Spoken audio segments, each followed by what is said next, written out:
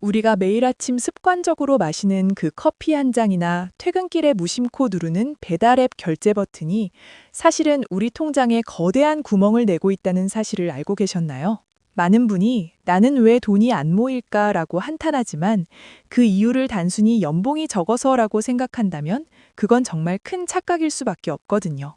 실제로 제가 상담했던 분들 중에는 연봉이 1억이 넘는데도 매달 카드값에 허덕이며 저축은커녕 마이너스 통장을 쓰는 분들이 생각보다 정말 많았어요. 그분들이 특별히 사치를 부려서가 아니라 우리 뇌가 설계된 방식 자체가 아주 교묘하게 소비를 유도하고 저축을 방해하기 때문에 일어나는 현상이죠. 결국 종잣돈을 모으는 첫 단계는 의지력을 시험하는 게 아니라 우리를 자꾸 결제하게 만드는 그 심리적 설계도를 먼저 이해하는 것부터 시작해야 합니다.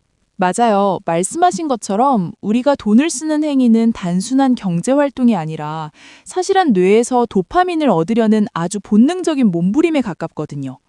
사람들이 흔히 소확행이라 부르는 그 소소한 지출들이 실제로는 미래의 거대한 자산을 갉아먹는 소비에 덫이 되는 경우가 허다하죠. 우리가 물건을 하나 사면 그에 어울리는 다른 물건을 계속 사게 되는 디드로 효과를 생각해보면 지출은 결코 단발성으로 끝나지 않는다는 걸 알 수 있어요. 예를 들어 예쁜 키보드를 하나 사면 그에 어울리는 마우스패드를 사고 결국 책상 전체를 바꾸게 되는 식의 연쇄 반응이 일어나는 거예요.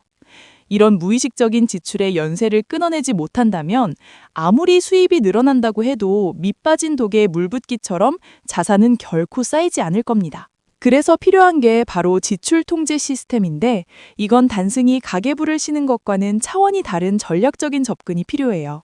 인간의 의지력은 배터리처럼 소모되는 자원이기 때문에 퇴근 후 지친 몸으로 오늘은 돈을 쓰지 말아야지라고 결심하는 건 사실상 실패할 수밖에 없는 게임이거든요. 그래서 아예 결정을 내릴 필요가 없도록 월급이 들어오자마자 저축액이 먼저 빠져나가고 남은 돈으로만 살게 만드는 강제적인 환경을 구축해야 합니다. 사용 가능한 금액을 한눈에 볼 수 있도록 체크카드만 사용하거나 목적별로 통장을 쪼개서 예산의 상한선을 물리적으로 그어버리는 방식이 아주 효과적이죠. 이렇게 시스템으로 지출을 묶어버리면 매번 참아야 한다는 스트레스를 받을 필요 없이 자연스럽게 돈이 모이는 궤도에 올라타게 되는 겁니다. 시스템을 만드는 것도 중요하지만 사실 더 큰 고비는 그 시스템을 유지하면서 마주하게 되는 데드존 구간인 것 같아요. 처음 1,000만 원이나 3,000만 원을 모을 때는 열정이 넘치지만 그 돈이 모여도 내 삶이 당장 드라마틱하게 변하지 않는다는 걸 깨닫는 순간 큰 현타가 오거든요. 통장에 돈이 좀 쌓였는데도 여전히 회사에 가야 하고 점심 메뉴를 고민해야 하는 현실은 그대로니까 이렇게 아껴서 뭐 하나라는 생각이 들며 포기하고 싶어지죠. 이 시기가 바로 자산 성장이 눈에 보이지 않는 임계점 아래의 구간인데 물이 99도까지는 끓지 않다가 딱 1도가 더해져야 끓기 시작하는 것과 정확히 일치합니다. 많은 평범한 사람들이 바로 이 지점을 넘기지 못하고 다시 예전의 소비 습관으로 돌아가 버리면서 부의 추월 차선에서 스스로 내려오게 되는 거죠. 그 데드존을 견디는 멘탈 관리야말로 종잣돈을 완성하는 가장 핵심적인 기술이라고 해도 과언이 아닐 거예요. 우리가 운동을 할 때도 처음에는 근육이 붙는 게 전혀 안 보이지만 어느 순간 임계점을 넘으면 체형이 확 변하는 것처럼 자산도 축적의 시간이 반드시 필요하거든요. 이때 중요한 건 숫자에 집착하기보다 내가 나만의 시스템을 지켜냈다는 그 성취감 자체를 즐기는 방향으로 사고를 전환하는 거예요. 오늘도 5만 원을 아꼈다가 아니라 오늘도 나는 부자가 될 수 있는 시스템을 가동했다라는 정체성을 스스로에게 부여하는 거죠. 이런 멘탈 모델이 확립되지 않으면 주변에서 주식으로 대박이 났다거나 코인으로 돈을 벌었다는 소문이 들릴 때마다 중심을 잃고 흔들릴 수밖에 없으니까요. 실제로 성공한 자산가들을 보면 그들도 예외 없이 그 지루하고 고통스러운 축적의 시간을 묵묵히 견뎌냈다는 공통점이 있더라고요. 그분들은 돈이 모이는 속도가 느리다고 불평하지 대신 그 기간을 리스크를 관리하는 능력을 키우고 자신만의 투자 철학을 정립하는 공부의 시간으로 활용했어요. 결국 종잣돈이란 건 단순히 액수만 큰 돈을 말하는 게 아니라 그 돈을 모으는 과정에서 길러진 절제력과 경제적 판단력이 응집된 결정체라고 봐야 합니다. 준비되지 않은 상태에서 운 좋게 들어온 돈은 금방 빠져나가지만 피땀 흘려 시스템 안에서 키워낸 종잣돈은 절대로 주인을 배신하지 않거든요. 우리가 지금 당장 화려한 수익률에 현혹되지 않고 내 통장의 기초 체력을 기르는 지출 통제에 집중해야 하는 이유가 바로 여기에 있습니다. 결국 이 모든 과정은 우리 뇌의 보상 체계를 재설계하는 과정이라고 볼 수 있는데 이게 말처럼 쉽지는 않지만 불가능한 것도 아니에요. 현재의 쾌락을 위해 돈을 지불하는 뇌의 습성을 미래의 자유를 위해 숫자를 쌓아가는 기쁨으로 치환하는 훈련이 반복되어야 합니다.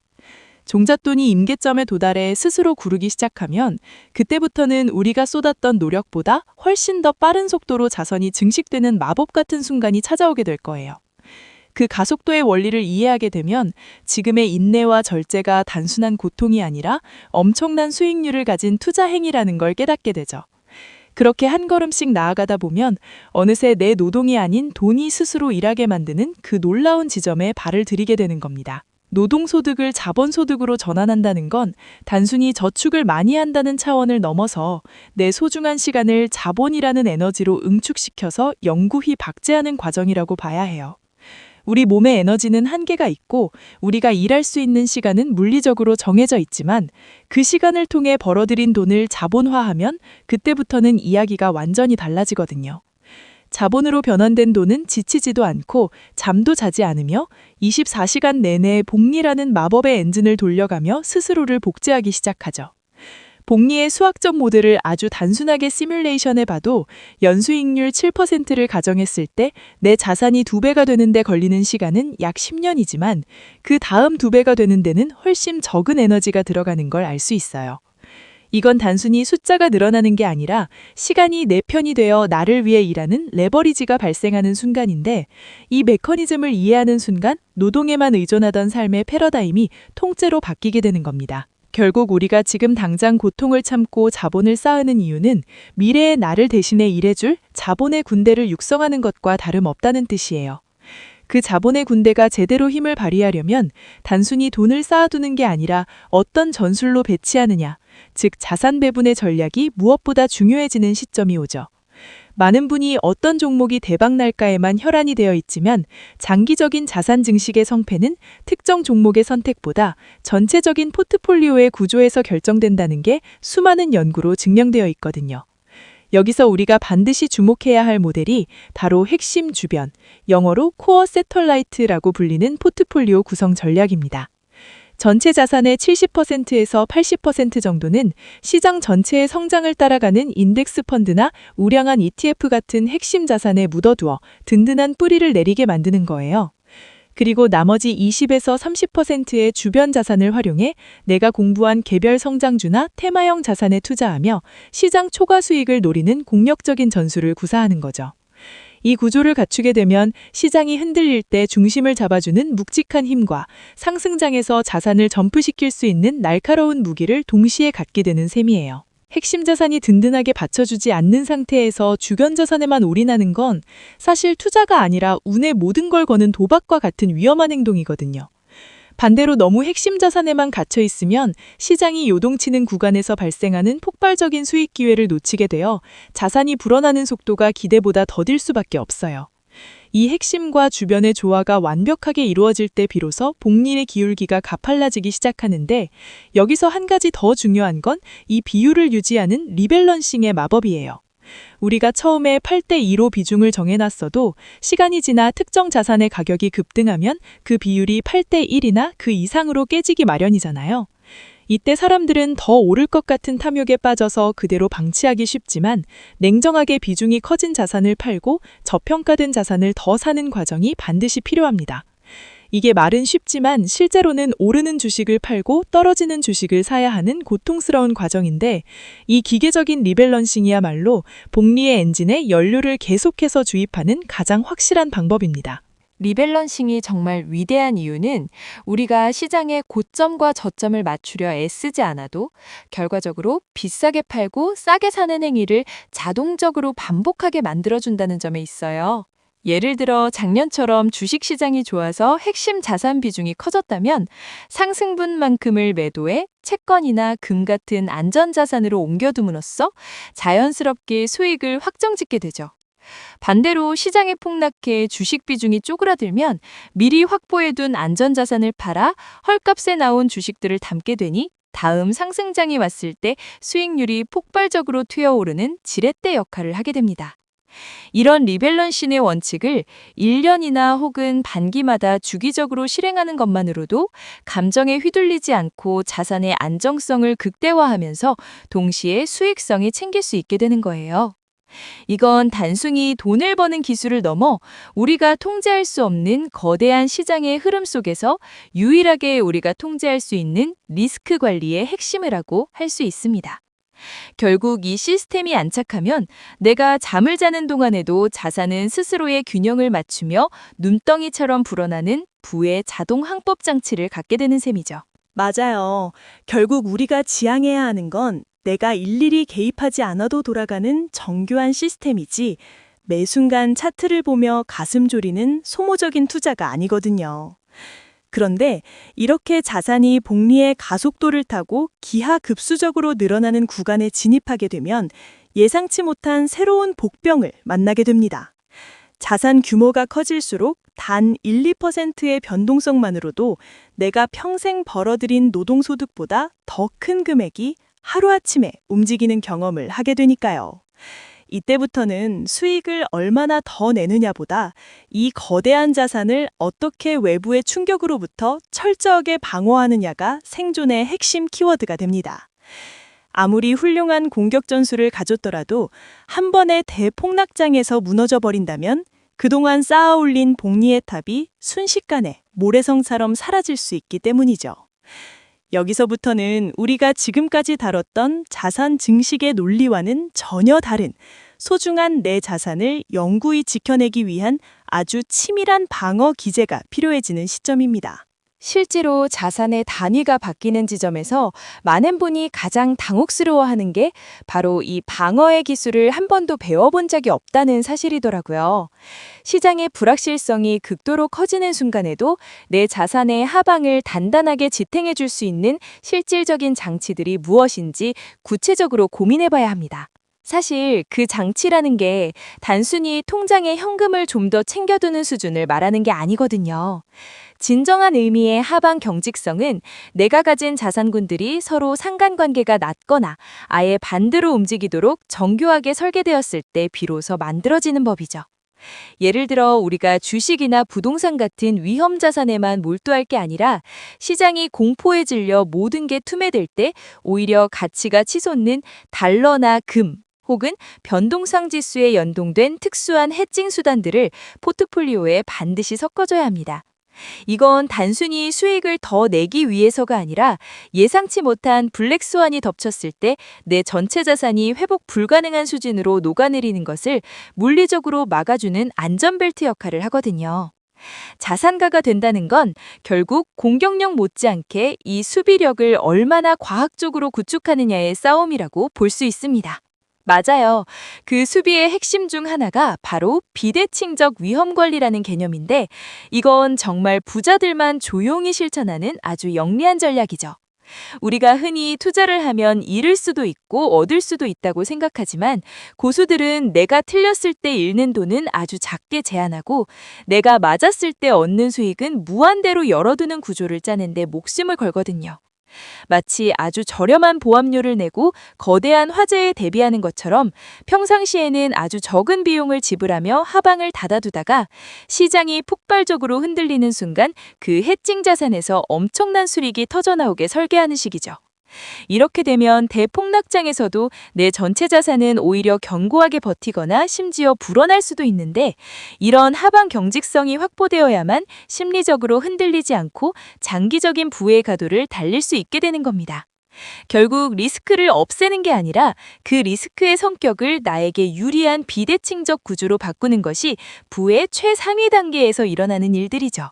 그런 비대칭적 구조를 만드는 과정에서 우리가 반드시 마주하게 되는 또 다른 거대한 장벽이 있는데 바로 세금이라는 이름의 조용한 포식자입니다. 자본소득이 내 노동소득을 압도하기 시작하는 그 달콤한 지점에 이르면 아이러니하게도 국가와 그 수익을 가장 많이 나눠야 하는 상황이 벌어지거든요. 이때부터는 개인의 이름으로 모든 자산을 소유하는 것이 오히려 리스크가 될 수 있기 때문에 합법적인 테두리 안에서 자산의 소유 구조를 법인화하거나 신탁을 활용하는 식의 세무 최적화가 필수적으로 동반되어야 합니다.